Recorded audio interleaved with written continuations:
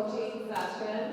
We have a lot of thank yous for, first of all, our education sponsors, Culver's, Bank Prairie Staff, Prairie Fire Yoga, TDS, and Tools of Marketing. So thank you all for sponsoring this event for us. Also, shout out to the Culver Community Park for having us be hosted here, and John Joseph Coffee for providing the coffee today,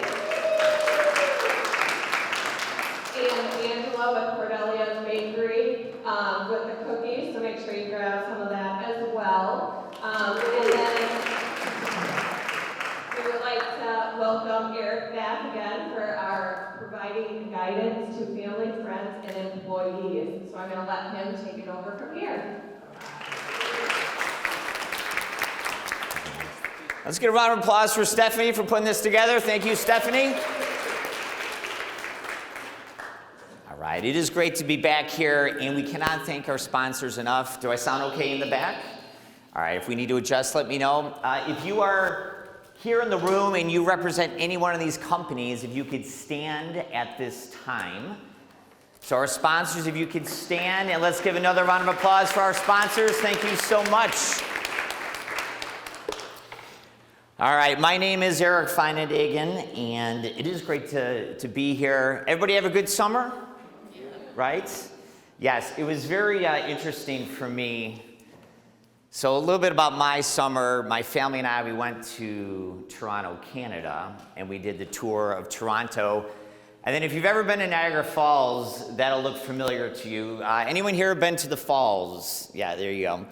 So what was interesting is when I looked at it, and we were on the Canadian side, it didn't look that impressive. But then we got on the boat, and we went underneath, and it was absolutely amazing. So if you're looking for something to do, I definitely recommend the falls. Go in there. It is like God had come down and touched his hand on nature. It was just a spiritual experience. So yeah, had a great summer. I want to share this with you. Last week, I was speaking to a senior living facility. Wonderful people. The event went fantastic. However, I faced a very unique challenge. I was speaking at 1:30. The petting zoo was at 10:30. Then they had lunch. I go on right after lunch.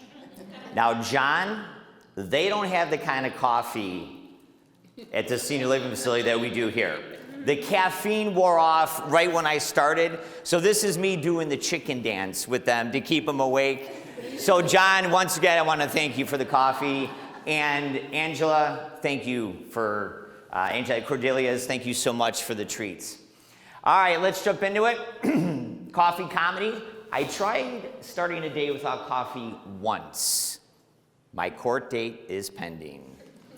All right, my 2 goals just for today. Get out of bed, drink coffee. I am killing it. Anybody else killing it today? And coffee, because a good day never starts with a spinach smoothie. Oh, you got a spinach smoothie? And you got a cup of coffee, right? Okay. So as you know, I love to engage with this chamber. I am still one of the top engagers. So I just want to let everyone know here that I'm following you all the time. All right, expectations. I say this every time, and this is the 5th time I've had the opportunity to share with you, and I'm very grateful. Expectations, we want to learn from one another. I'm going to encourage everyone to share. If you have a question, please feel free to ask. If you have a comment that you feel will help the group, please go ahead and feel free to share as well. Also, we want to have fun, right? We learn best in times of laughter, when we have an enjoyable experience. So have fun, get loose. This is going to be an informal presentation, and we're going to jump right into it. So we're going to talk about feedback and guidance. First, we'll talk about feedback, have a break, then we'll jump into the guidance portion. Feedback. One of the greatest gifts that you can give somebody, without question. But we've been programmed. Who here has heard this before. If you don't have anything nice to say, finish the sentence. Don't say anything at all. We've all heard it, right?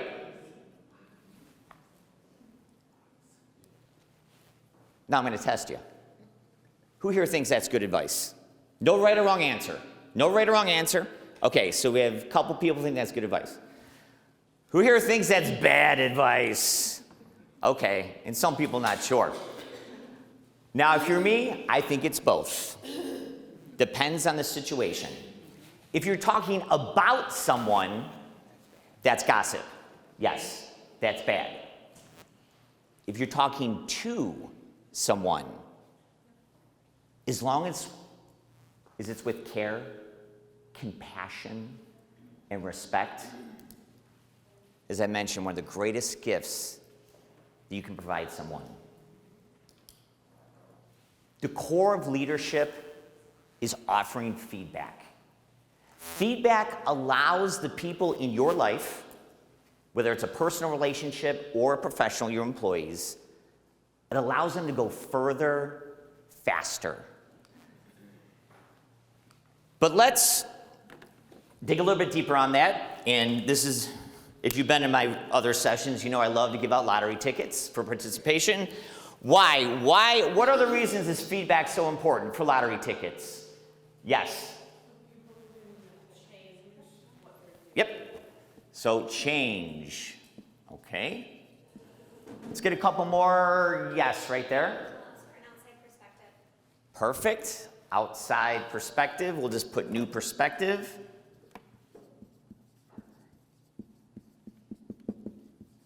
And somebody in the back. Anybody in the back? Yes, all the way back there.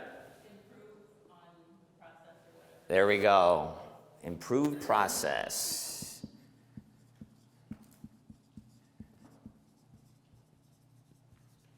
Let's give a round of hand for the people that offered feedback. Yes? Okay, we're going to have you grab one and just pass it down to the people that get the lottery tickets. There we go. Just pass it around if you would. All right, so we all agree that feedback is important. So why is it so difficult? Why do people avoid it? Shy away from it? Yes? Ego. Anybody else? Why do people avoid feedback? Yes? Fear, absolutely. And yep. You don't want to hurt anybody's feelings. You don't want to hurt feelings, right? All correct. I'll take it a step further. A lot of us have had bad experiences with feedback. Raise your hand if you ever had a bad experience with feedback. Go back to 3rd grade. Your math teacher embarrassed you because you didn't know the answer right in front of the class. Or you had a boss that may have called you out in front of the company, the rest of your peers, right? I had a very unfortunate incident early on in my life when it came to feedback. First time I had an experience with getting critiqued, I was 16 years old, learning to drive a car. Now, when I was in high school, it was in the early 90s, and back then we had the stick shift. You guys remember the stick shift? All right. I think they have a few cars with, anyways. So I'm working on a manual. And my driver's ed instructor, his name was Mr. Schmitters. He said, Eric, I want you to do a 3-point turn. And there was a couple people in the back seat, right? So I'm like, I've never done it before. So here I am, and I'm trying to work that manual transmission, and the car started bucking and shaking and jolting. It was like a bull in a rodeo. It was awful, and the whole thing stalled right in the middle of the road.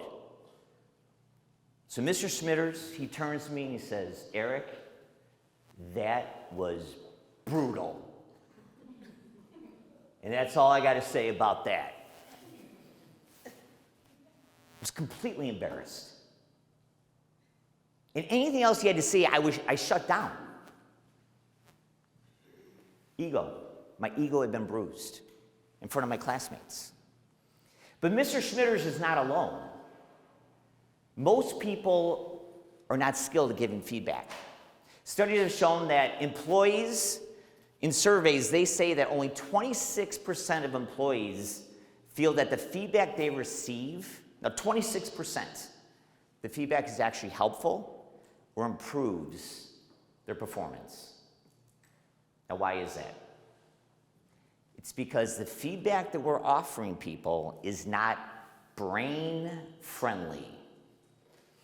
Most of us fall into two camps. Camp number one, you're too pleasant.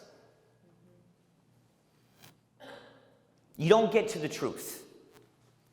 And when we offer critique that way, people don't know that they're actually receiving feedback. They view the conversation simply as pleasantries and nothing else. Then you have the other side where people are way too direct, too forceful. And what happens there is the recipient then closes down, shuts off, becomes defensive, like I did. Now here's where the real problem lies. If you're too forceful when offering advice, then the recipient shuts down, then you realize they're shutting down, then you get defensive, and the whole thing gets really, really wonky. There is a better way. I'm going to share with you a 4-step feedback formula. This is guaranteed to work anytime you need to have a challenging conversation. Now this I got from clinical psychologist Leanne Reniger, and I've studied feedback for years. This is the best formula that I can find. So I'm going to offer her outline and add my own personal spin to it. Number 1, the best feedback givers get a micro yes. They ask questions. They let people know that they're about to give feedback. For example, thank you so much for that presentation. Do you have a couple minutes? I'd like to offer some ideas. Yes, that sounds great. Thank you. There we go. Or, I appreciate so much you sharing that project. Got a couple things to add. You got a moment or two after lunch? There we go. Pretty easy, right? Now this does a couple things. Number 1, it's a pacing tool. It lets the brain know that feedback is coming. But more important, it allows the recipient to have some autonomy. They can say no. Most people don't. But now they're collaborating. They're part of the process. So the best feedback givers ask a very simple question in the beginning, and they get the micro guess. Data points. One of the biggest challenges that people have in offering advice is they're too ambiguous. They don't specify exactly what it is that they're trying to say. They use what's called blur words. Now, what are blur words? They're words that are left to interpretation. They're not concrete, not specific. You need to be more proactive. What does that really mean? Don't be so defensive. It's a blur word. It's not concrete. It leaves way too much to interpretation.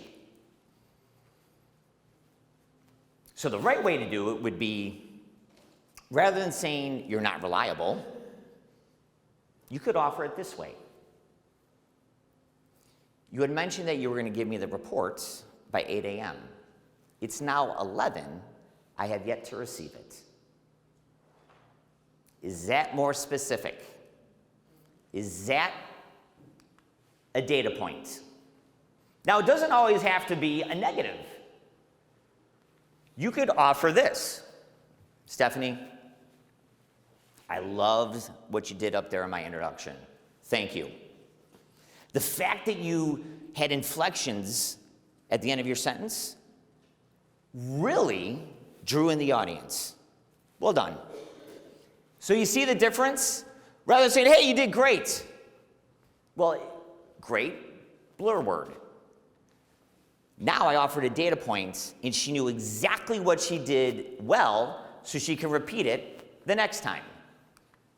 Any questions so far? All right. Show impact. The people in your life need to know how their actions are affecting you, as well as other people, and ultimately themselves. We have to let them know that actions create impact, positive and negative. Let's go back to the example I used before. You had mentioned that you were going to give me the report at 8 a.m. It's now 11. I still have not received it. Because of that, the rest of the team is now going to miss the deadline. See how that works? We are showing impact that people's actions not just affect themselves, but the team as a whole. Let's go back to the public speaking example. And I won't pick on you anymore, Stephanie.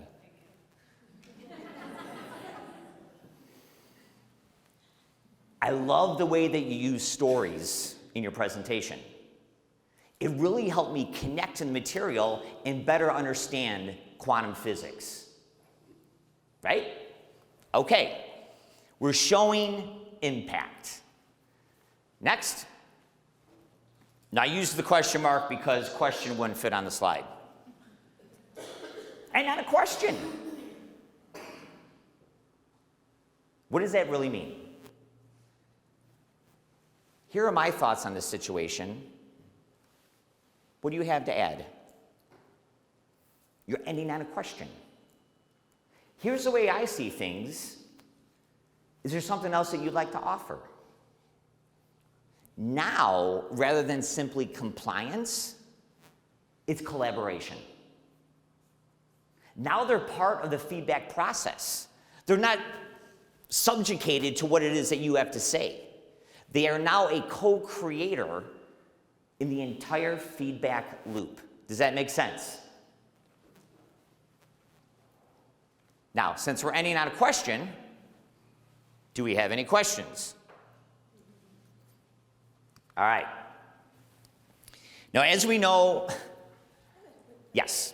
Okay, so if you're giving the feedback and you get bad response to it, or negative response to it, right? Sure.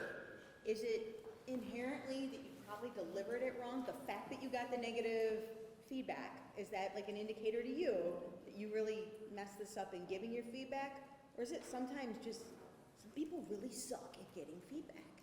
Correct. So the question was, if you offer feedback and somebody reacts defensively, is it because you didn't offer it the right way? Right. Or is it their problem? Could be both. Remember this. You are responsible only for the delivery, not the reaction.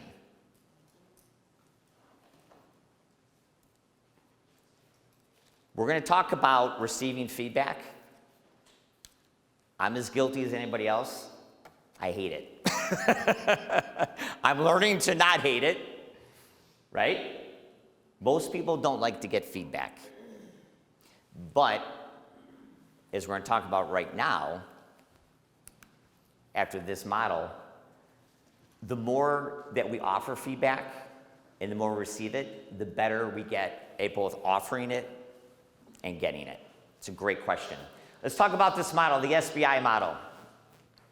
We're all busy. If you don't have time to go through the 4 steps, you can offer the SBI model. Situation, behavior, impact. I'll give you a personal example of how this works. I love to floss. I hate having food in my teeth. So I will floss at minimum 3 times a day. Yes. It's one of those things I have, right? Now, in the morning, when I'm done flossing, I toss the floss into the garbage can. And most of the time, it goes right in. Notice I said most of the time. The garbage can's right next to the bathtub. Sometimes it may hit the garbage can and bounce right into the tub, or I missed it altogether, it was right in the tub. Right? It's a situation caused by my behavior. Now, the impact is my wife loves to take bubble baths. You know where this is going. Now, imagine you're there, you got the candle, the bubble bath, the light music, and you're relaxing. Oh, you're in a perfect space, and all of a sudden you see this nasty, gross piece of dental floss going right underneath your nose. Is that a bad impact? Right? Now, my wife, God bless her, she's great at offering feedback. Honey, I know how you love the floss. However, sometimes I find it in the tub. And, now notice what she does here. Rather than make it about her, she makes it about me. Impact. And I'd hate for it to end up in the pipes, and then you'd have to clean out the pipes. Right? Beautiful. There's a right and a wrong way. So if you don't have time for the 4-step process, the SBI model is perfect. To your point, and thank you for bringing it up, we need to follow through on our feedback. We can't just offer it and then walk away. It is a continuous process. We must evaluate to see how the recipient is accepting it, but more important, using it. If I spend 90 minutes with you and you walk away and do nothing, I failed. It's what you do after you leave here that's the most important thing. Same thing with what we do here. It's what they do with your advice that is the most important thing. And it is up to you as the leader, as the influencer, to make sure that they understand the feedback that was given and that they're following through with it. And we're going to talk about more how we can do that. And that's through next steps. So part of the follow-through process is making sure that people are fully resourced. You may let people know that they have to improve in a certain area. Okay. Give them an opportunity to take advantage of that. Do they need training? Do they need more mentorship? What resources must they have to make sure that the process is improved? And again, to your point, look for opportunities to get feedback constantly. It's like a muscle. The more we offer critique, advice, the better we're going to get at it. And to finish up, seek out feedback.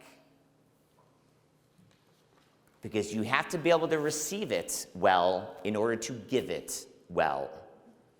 We must look through the eyes of our recipient. The only way we can fully understand what it is that they're going through is that we go through the same thing. Make sense? All right. Any questions? I'm going to share with you a couple of personal anecdotes here. I was driving up here last night behind this vehicle, and they were asking for feedback. To comment on my driving, call 847-263, there we go, 7619. They're asking for feedback. We need to do the same thing. Stop to get gas, to fill up, and get the lottery tickets, right? Here in Wisconsin, I'm from Illinois. This was in the bathroom. We want you to be satisfied. If something needs to be fixed or not clean, let us know about it. See, that's smart business. Smart business is understanding the buyer's journey. The buyer's experience, your employee's experience, and the people that you love in your life. What is their experience? If you truly care about the people in your circle, you'll communicate with them. You'll ask them for their feedback. It's literally life-changing. So what shouldn't we do? We talked about what to do. What shouldn't we do? Now, a lot of these are going to be common sense, yet I see them and you see them all the time. We do want to attack the problem, not the person. One of the biggest mistakes is people attacking the person. You're not as smart as I thought you were. Whoa.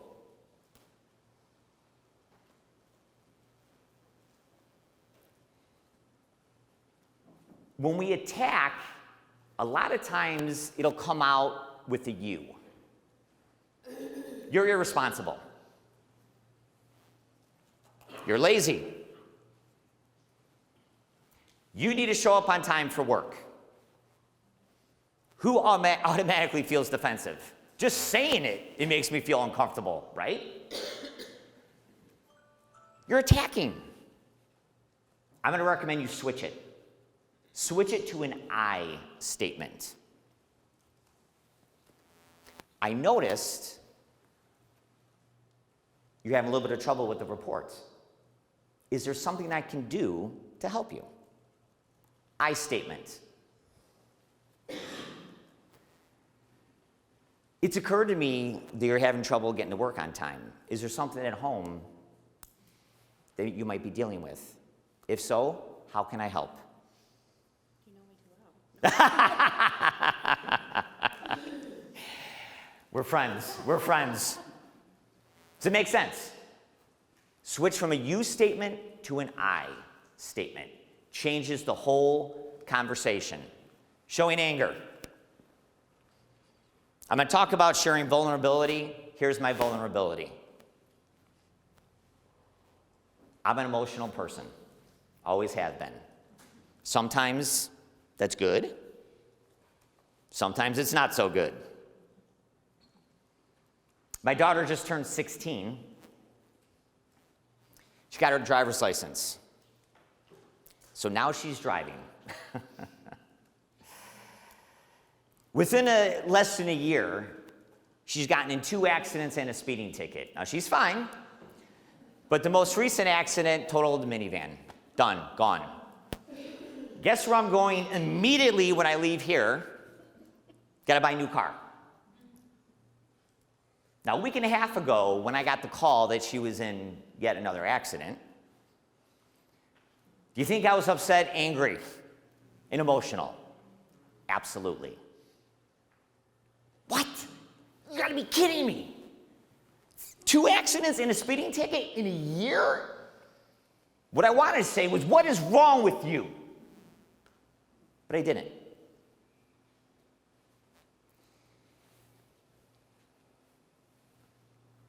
One of the things that we can do when we feel the anger starting to rise is take a step back.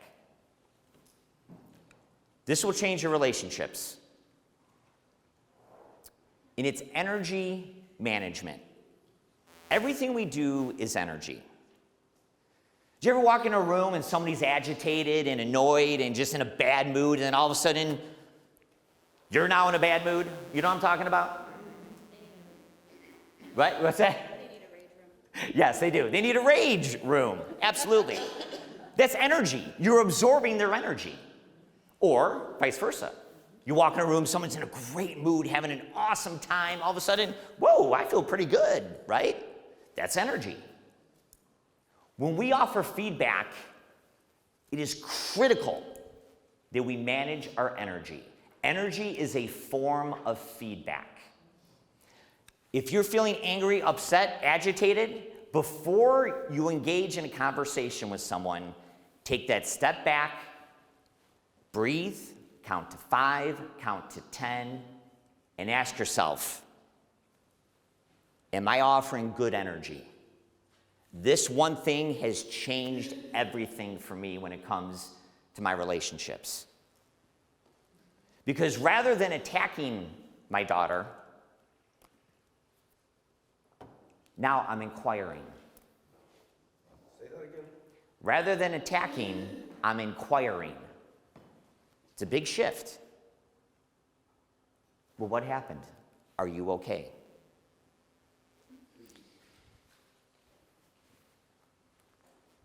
We might be able to take back the words.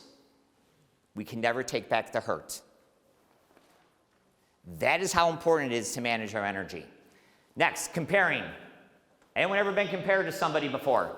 Come on, that's all of us, right? Yes. As many of you know, I'm a twin. I have the perfect twin sister. Do you think I was compared a lot to my twin sister? Absolutely. It hurts. It's not empowering.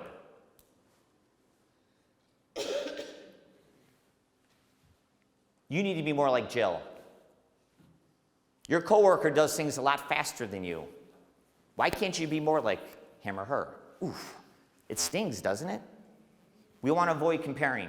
Too much feedback. The brain can only process so much at a time. Am I still on? I think he's heard. That's feedback. He's heard enough. All right, we'll keep talking. You guys can still hear me okay? All right, well, we're fixing that. All right. Too much feedback. Keep it to 1 or 2 points at the most. Now, I love golf, but I'm not a good golfer. When I go see my golf coach, he could give me 37 things to work on. He picks 1, maybe 2. I can't process anything more than that. Same thing with us. Not offering ways to improve. Please write this down. Improvement equals empowerment. Repeating, improvement equals empowerment. We can't just offer a statement without offering suggestions on how to use that statement.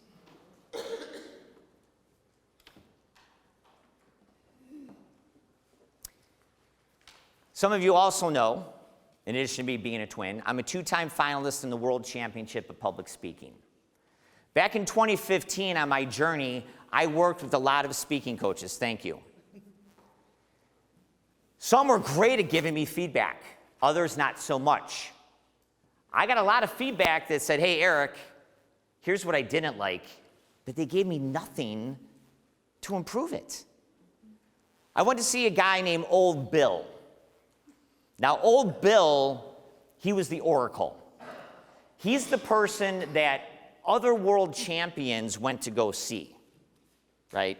You know, in The Matrix, you got the oracle, right? Who, whatever she said was 100% factual. This was this guy, Old Bill. So he listened to my presentation, and this is the feedback he gave me. Eric, he said he didn't feel connected to either of my characters. My foundational phrase today was meaningless. He did not learn anything he could use in his life. My presentation had no plot, no theme, no epiphany. It made absolutely no impact. My premise was too fuzzy. The content I offered was too weak, with simply cliches, slogans, and fragile humor. Oh, he wasn't done. I had no hope of winning. Eric, your grade is less than a D. How do you think I felt? I'm going to tell you right now. When I left that feedback session, I got in my car. I was completely devastated. It took me 45 minutes before I could even put the key in the ignition. I couldn't even drive home from that feedback. Now, the good news is, am I still off? Oh, I am off. Okay. Can you guys still hear me in the back? All right. We'll make the switch at the break, by the way.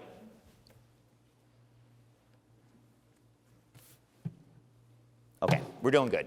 All right, I'll put in the batteries at the break. What am I going to do? Right? So I went to see a couple other speech coaches who were much more adept at offering feedback. And I'm happy to say that I really didn't have to make too many changes to that speech. I made a few adjustments by working with a couple other speech coaches. And that speech that I gave to Old Bill is the exact same speech that I used to outspeak 35,000 contestants from 146 countries. Thank you. That is the difference between providing bad feedback and good feedback. Can you see the change in impact? Absolutely. I love this quote. Don't look where you fell, look where you slipped. This way you know what the problem is. We have to first understand the problem if we want to fix it. Because if we don't fix it, what happens? Oh, wait, I don't have my mic on. You're gonna fall again. You're going to fall again. There we go. All right. Words have power. Reframing is a great tool that we can use in all conversations. We want to move from destructive to constructive. All right.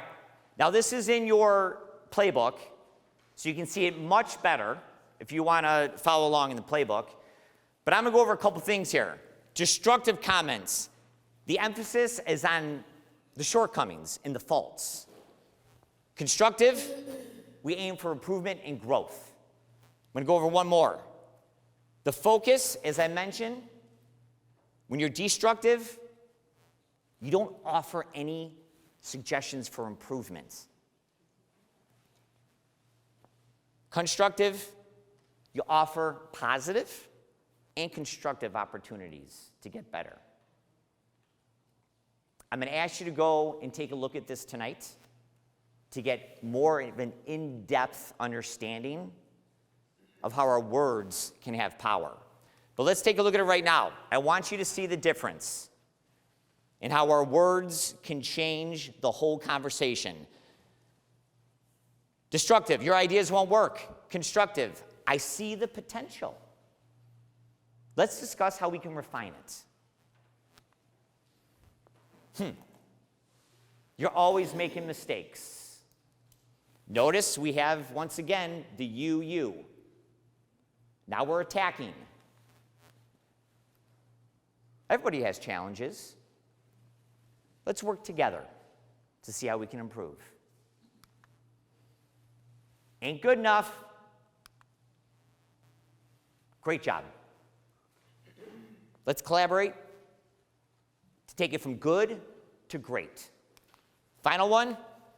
Once again, a you statement. You're not a team player. Teamwork's important. Let's find ways to align our efforts better. Does this make sense? Okay. Another one of my favorite quotes from Maya Angelou. People will forget what you said, they'll forget what you did, but they will never forget how you made them feel. Life-changing quote. All right, the sandwich method. Culver's is in here, right? Culver's? Where's Culver's? Yes, no? No Culver's? Okay. We're still going to talk about them because we love Culver's. Sandwich method. If you're ever not sure of how to provide feedback, this is a great way to do it. Now, some people don't like this method. I do. Because what it does is it forms a good environment. Right? How we offer feedback is just as important as what it is that we say. And when you offer positive mixed in with the opportunities for improvement, now you're creating a nice culture, a nice environment for people to be able to accept. So you offer what they did well, then you can offer or critique. Here's what I saw. What are your thoughts? Pretty simple, right? Then you end it with another positive. I've been speaking for 20 years. I have a lot of rules, but what are my main rules? And on a positive. I want you leaving with an uplifted spirit, knowing that you can go out and use what we talked about and make positive changes in your life. I always end on a positive. You should too, when it comes to your conversations. Now, again, we're all busy. If you don't want to do a full sandwich, do a half sandwich. That's what the Army uses. They use half sandwiches. One positive, one opportunity for improvement. I would switch it. I'd offer the advice first, and then again, end on the positive. Both work very, very well. Make sense? Okay. Different types of feedback. We can have one-on-one conversations. Perfect. All right, we can have one-on-one conversations, and this is critical because what I see a lot is people offering feedback in the hallway when people are distracted and it doesn't fully resonate. Again, we want to create an environment where people are willing to receive and they're receptive.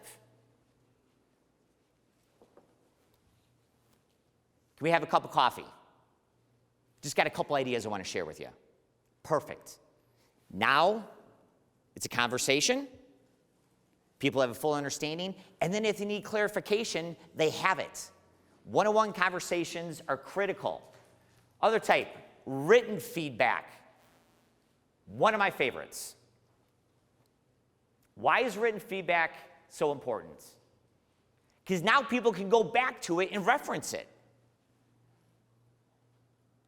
When I speak, I get feedback in every presentation. I don't care how many times I've given it.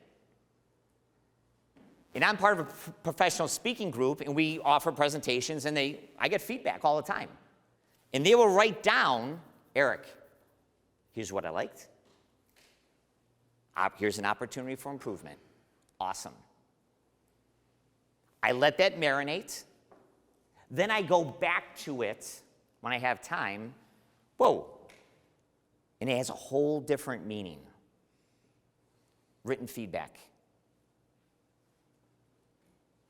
My son just graduated 8th grade. He's now a freshman in high school. When he graduated 8th grade, on the very last day, they had a retreat. And like with a lot of retreats, they had time for reflection. And as his dad, I had the opportunity to write a love letter to my son. To give him feedback on what he meant to me, how important he is to the whole family, to his friends. He came back and he said, Dad, the best part of the retreat were the letters, not only from me, from his mother, his friends, his teachers. I went to his room just the other day. Guess what I found? All the letters. All the letters right there on his desk. Written feedback.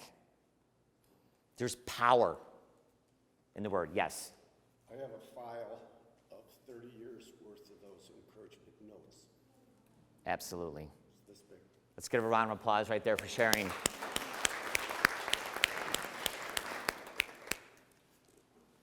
"30 years, he's kept those. Power of the written word.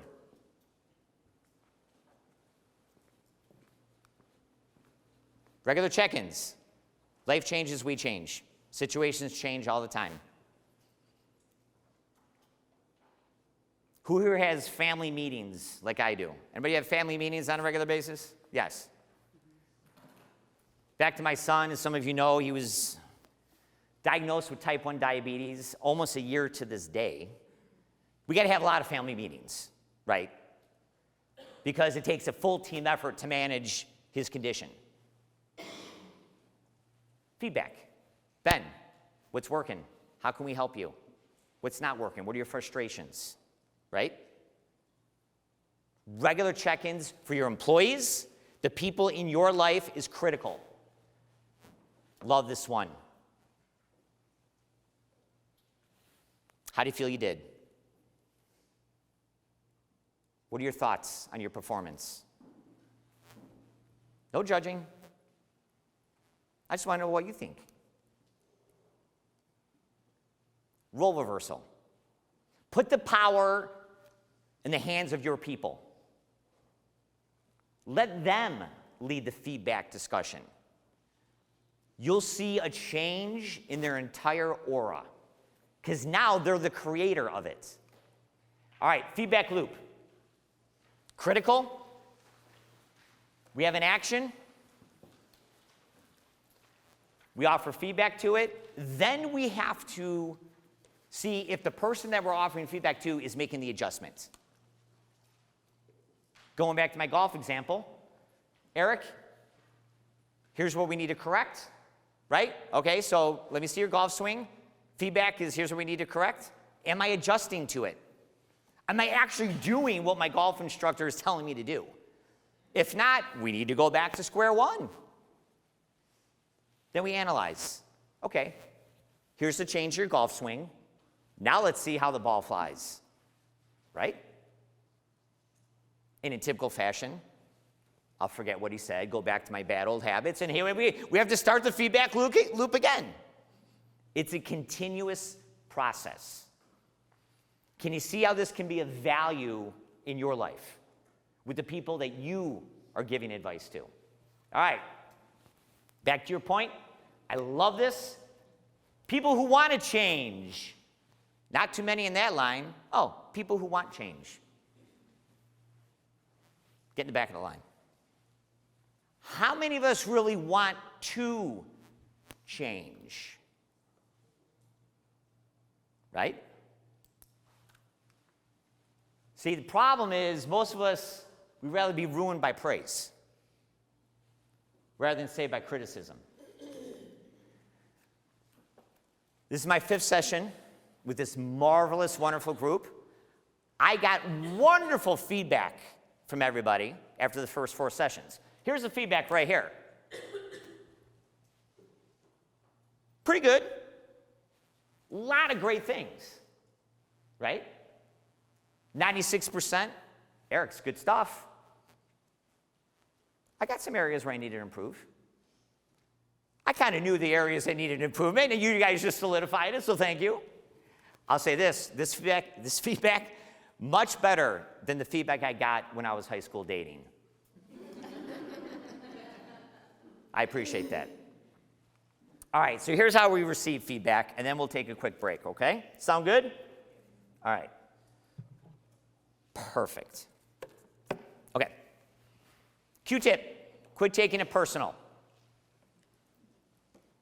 People are not against you, they are for themselves.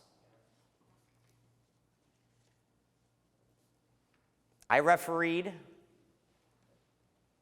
for 11 years, did well over 3,000 basketball games as a referee. Went all the way up to semi-pro. You think I got some feedback?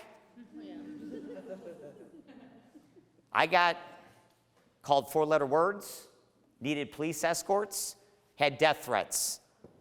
And that's just the Catholic League.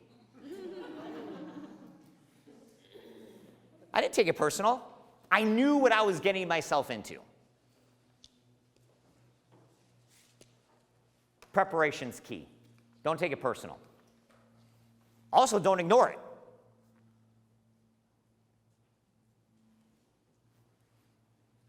Go to the doctors for a checkup. Get hypertension, pre-diabetic, low oxygen levels, high cholesterol. Okay, thanks. I'm going to go on my... Does it make sense to ignore it? It's dangerous to ignore feedback that can empower you. Ignorance is not bliss. it can be dangerous to your health, to your relationships, and to your business. If you have a loved one who's trying to communicate something to you, an employee, you better listen. It's the heart of all communication. Embrace all different types. We talked about energy. Energy is a type of feedback. It's one of the main types of feedback. Anyone ever been ghosted? Feedback. Been in sales my whole life. People don't respond to me. Feedback. You get the cold shoulder. Feedback. Somebody smiles at you. Feedback. We have gestures, nonverbal communication, verbal communication, all different types of feedback. We have to acknowledge all of them and embrace all different types. Stay curious with it. Curiosity puts the power in your hands. Repeating, curiosity puts the power in your hands. Here's some questions. Can I find some truth into this feedback? How do I shift my mindset? These should be in your playbook. How can I use this to help me grow? What steps can I take to respond constructively? And how can I be thankful for this? See, rather than getting defensive, now you're curious.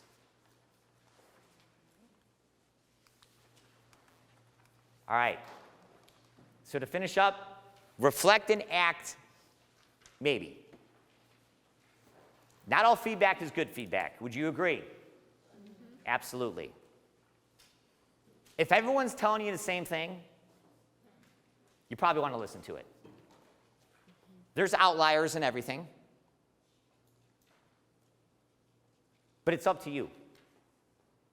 It's up to you to own the feedback, to see if it will empower you and help you improve. Then and only then should you act.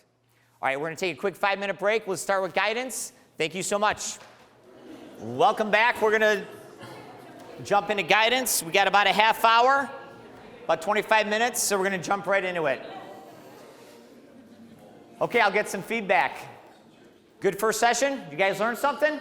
Yes. All right, good stuff. Guidance, one of my favorite topics ever. We're good? Yes. One thought been running through my mind so far. Yes. One word. Change. Yep. Absolutely. So the gentleman said a good theme, change. We have to embrace it. We have to be open to it. There's definitely power in change. Thank you for sharing. Who here uses a GPS? Everybody. Gets us to our destination. It guides us, correct? The people in your life, on your teams, they need guidance. You will be their GPS. See, people want to get places as leaders, as business owners, as influencers. It is your job to show them the way. We're going to go through how we do that, because we make a living by what we get. We make a life by what we give. Little humor for you. Some people's lives summed up in 3 seconds.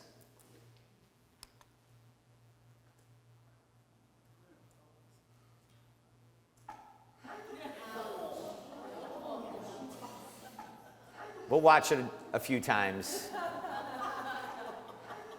Anybody relates? Life's confusing. Do we tighten the screws or not tighten the screws? Do we follow or not follow? It's my son who got hit by a curveball that didn't curve. You can actually see the laces on the bruise. Life is difficult. People need guidance. You can literally change a life. As I share this story, I'd like you to go back into your own life and see how a mentor, a teacher, a parent, someone has helped guide you along the way. My very first job out of college, I was hired to be a finance specialist. Translation, low man on the totem pole. That was so long ago, back in the 90s, that was when we still had to wear ties to go to work. Anyways, a gentleman named Joe McKernan hired me, and he hired me for a position I was not qualified for. He took a liking to me in the interview. I think he felt sorry for me. He said, I'll give him a job, right? But what Joe did for me was he guided me. Very first day, he sat me down and said, Eric, welcome to the team, but if you're working for me in 2 years, you're not doing this thing right. You're not advancing the way you're supposed to. And he mentored me. He stretched me.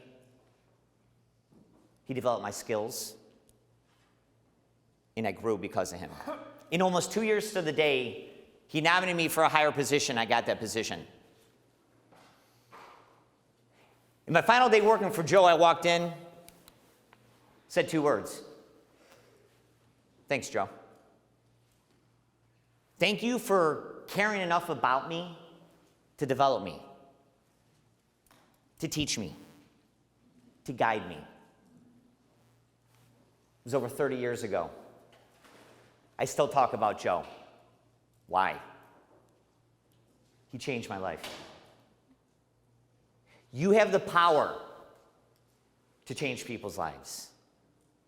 You have the power to take people to places that they cannot get to by themselves.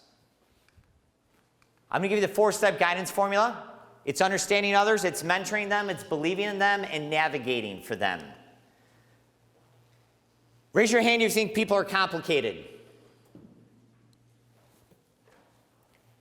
Imagine being in a relationship trying to guide people if you don't understand them. We have to get behind people's motives, their rationale, and why they do things. How do we do that? Find out where they came from. We're all different. We live in a global, diverse society, different backgrounds, different education, different experiences. Where do people come from? Ask where they want to go. One of the biggest challenges I see is that people lead by assumption. They think they know where people want to go. We must ask and listen. What's their need right now? Sometimes they're too focused in the future. And how can you help? Now, I know these are in your workbook. The last questions were not. These are. So what do we need to know about the people that we're guiding? Everybody wants to be somebody. They want to know how much you care. And everybody needs somebody. Let's take a look at this. Who here wanted to be somebody growing up? As a kid. We all wanted to be baseball player, astronaut, chemist, whatever, right? We all wanted to be somebody. Nothing's changed. We all still want to be somebody.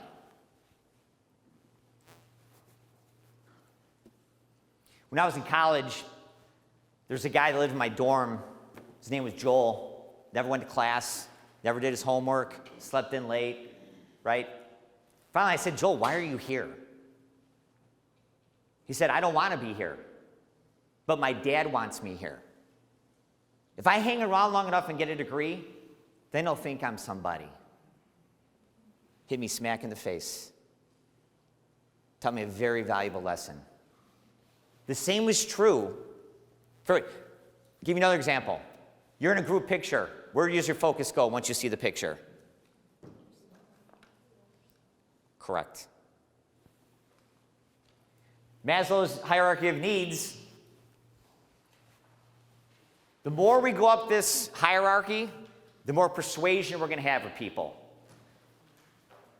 If you give them love, nurturing, and belonging, you're going to influence them. If you develop their self-esteem, you're going to have an even greater impact. The deepest desire in human nature is a craving, not a want, a craving to be appreciated. How do you appreciate the people on your team, the people in your life?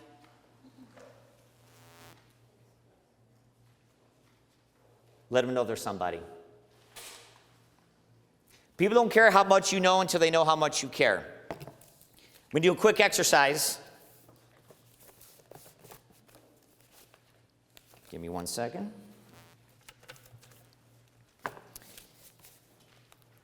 To illustrate this point, so you don't actually have to answer these, but this is for illustration purposes. But to illustrate this point, if I asked you, name the last 5 winners of the Miss Universe pageant, name the last 10 people who won a Nobel Prize or a Pulitzer Prize, name the last half dozen Academy Award winners for Best Actor and Actress. It's all in the news. Here's another quiz. List the 3 teachers who aided you in your journey through school. Name 3 friends who have helped you through a difficult time. Name 5 people who have taught you something worthwhile in your life. Much easier. When we care about others, we guide others. Everybody needs somebody. Think of the most successful person that you know. They got help. You cannot succeed alone. Nobody can. Here's you can really make a difference. Knowing that everybody needs somebody, encourage collaboration in everything that you do. Scientifically proven that people, just the mere perception of being on a team, just the perception makes them work harder. Accountability. People stay at their tasks 64% longer. They have higher engagement levels. They have more energy and a higher success rate. Studies don't lie. We're going to talk about mentorship. Why does this matter? It enhances your corporate culture, a culture of caring. Increases retention. Here's the numbers. Voluntary turnover. I'm not talking about layoffs or firings. Voluntary. People quitting cost businesses over $1 trillion a year. Huge number. In exit interviews, 52% of employees said that they would have stayed if there was a mentorship program. If you're not offering a mentorship program in your company or mentoring the people that you love in your life, you need to be doing that. Mentorship changes everything. It develops leaders. It increases the bottom line. Here's the biggest mistake. Here's the biggest mistake I see. People focus on profits, not people. You focus on your people, guess what follows? Let's say it together. You focus on your people, guess what follows? Profits. Too many people have it backward. They focus on the money first, not the people. All right, a few more benefits. It develops and grows others. When people see growth in their life, that's when they stay engaged. It creates a sense of purpose for others. Anybody know what the employment engagement level was first quarter of this year? Was that an all-time low? Anybody want to guess? 35, 40. Very good guess. 30%. The guess here, you get a lottery ticket.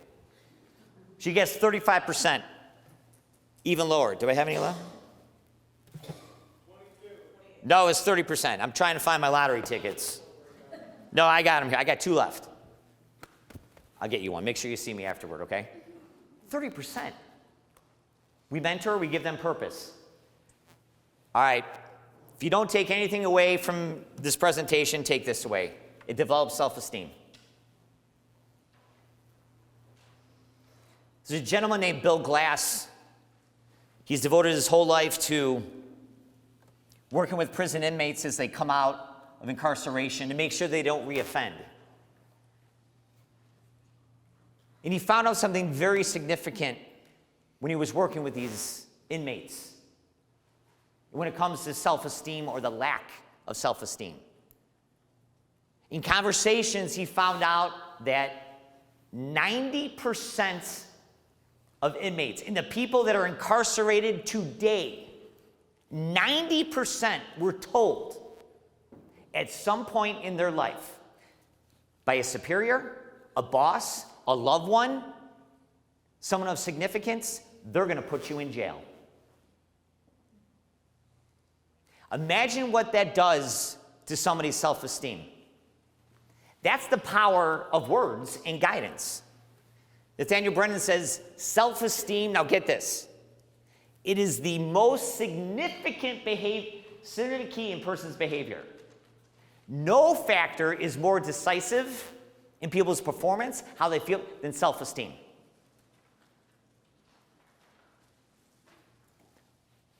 Another study said that when it comes to performance, self-esteem, the belief you have in oneself, is more important than IQ. That's the power that you have to build someone up. Critical. So I'm going to give you the mentorship playbook. We have to choose people very carefully. We have to make sure that we share similar philosophies.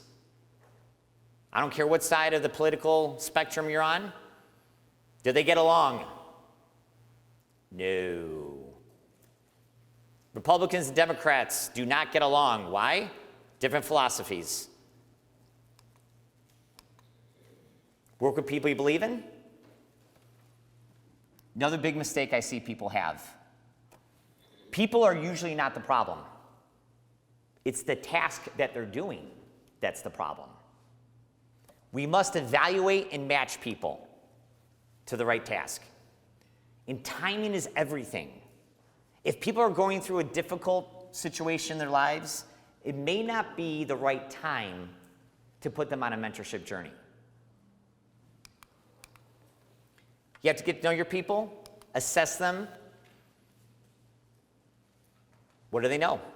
We can't assume that the people on your team know what you know. Some skills are inherent, some are not, and desire. If someone shows a willingness to learn, they're the people that you want to work with. All right, evaluate skill set. My very first job, when I was 15 and a half, I worked at a fish house. My boss's name was Tom Moraski, and again, first job, I knew nothing, he knew it. But here's what he did. He evaluated me. He did something very smart. He not only put me in different positions, so I started, right, as cleaning the place, then I did breading, then I did frying, then I did register, right? But every time he put me in a different position, he said, Eric, you're in charge. So he's not only evaluating my skill set, but my leadership ability. Something that we need to also do when we're guiding others. Evaluate the skill and the leader. Show, don't tell. Leadership is caught, not taught. People are going to do what people see.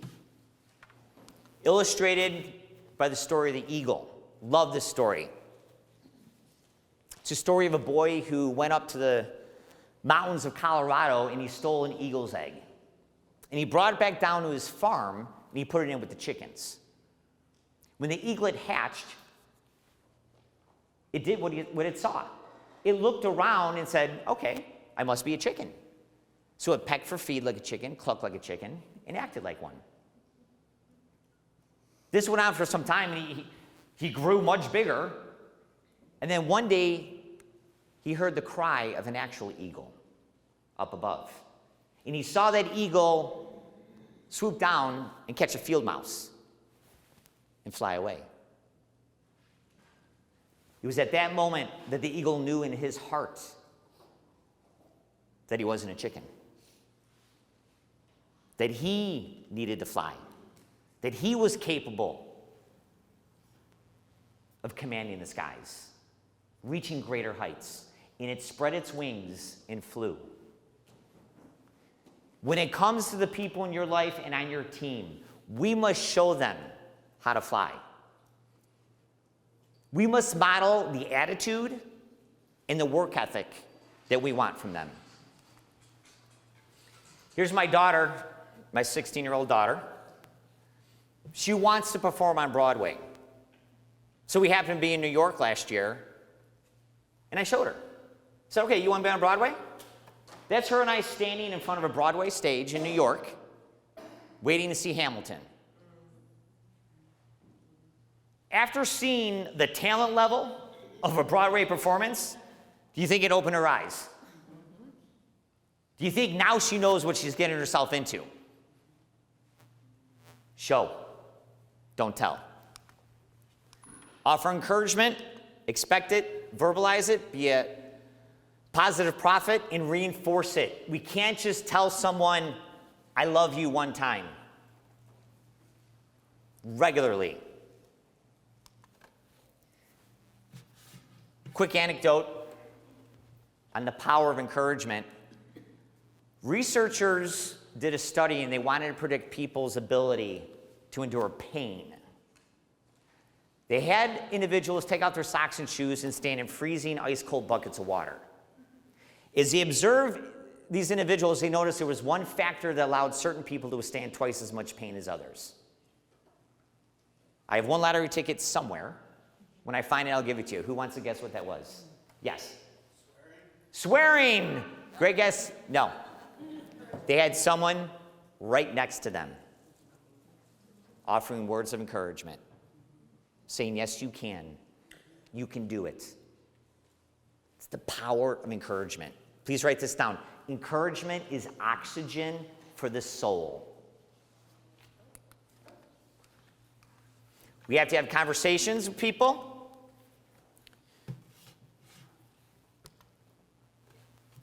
And I'll end with this. This past summer, I hired 8 college interns. Here's 7 of the 8. Good-looking group, huh? First day, I sent them down, each one of them. And I asked them that question. Where do you see yourself? Where do you want to be in 3 to 5 years? I was shocked at the reply that I got. Some wanted to be financial advisors. Some wanted to be in marketing. Some didn't want to be there at all.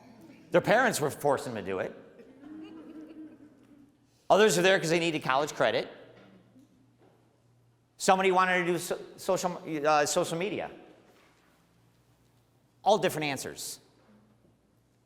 Again, we cannot lead by assumption. All right, we need to listen. We need to question people to their truth. That is the height of coaching. Let them know that you've struggled in the past and instill trust. Here's a 3-step trust formula.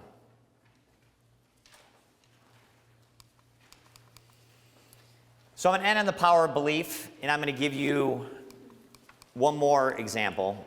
I said I was going to end, but let's go here.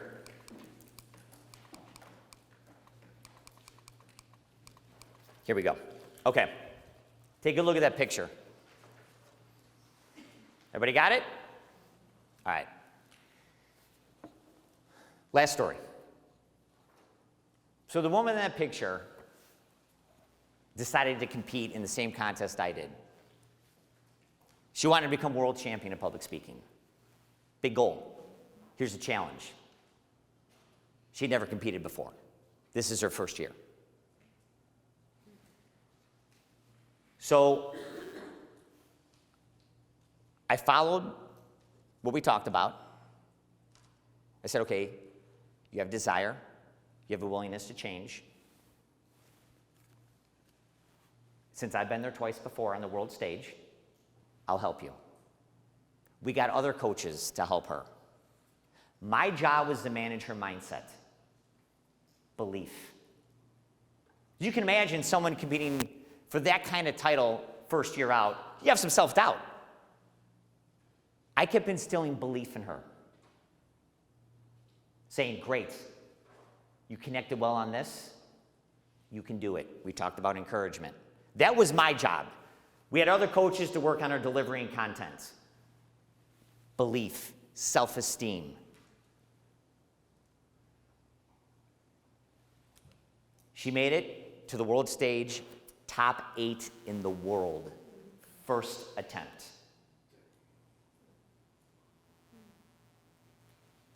It took me 51. I'm going to read to you what she shared with me, and I want you to walk away with these words. Eric, my chief instigator. You saw something in me and took me under your wing. You pushed me to my limit and well beyond what I thought was possible. Because of you, I've grown. I dug deeper than I knew what I had a capacity for. Because of you, I put myself out there. That's what happens when you have someone so boldly believing in you. You start to believe in yourself. That's power. Work on your feedback. Continue to give feedback. It is a gift. Guide others, mentor them, and boldly believe in them. And they, I promise you, will start to believe in themselves. Thanks so much for having me.